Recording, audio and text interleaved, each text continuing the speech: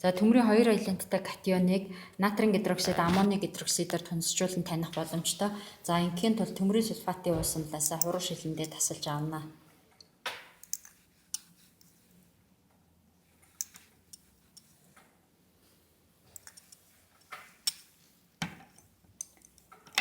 За дээрэс нь натрийн шүлтийн уусамлаасаа нэмж төмрийн гидроксидын тунцыг үүсгэнэ.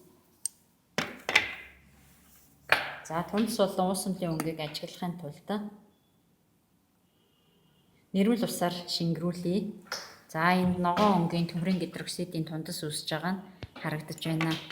За мөн төмрийн сульфатын уусамлаасаа өөр нэг хуруу шилэн тасалж аваад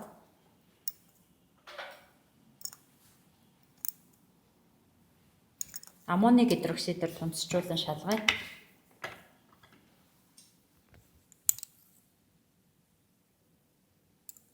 За аммоны гидроксидын уусмал маань өнгөгүй томлог уусмал байна.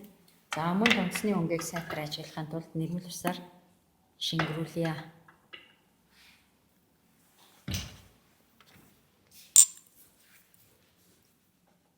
За төмрийн 2 валенттай катион буюу төмрийн сульфатын уусамл нь аммоны болон натрийн гидроксидээр тунцчиж ногоон өнгийн тунцнуудыг үүсгэж байна.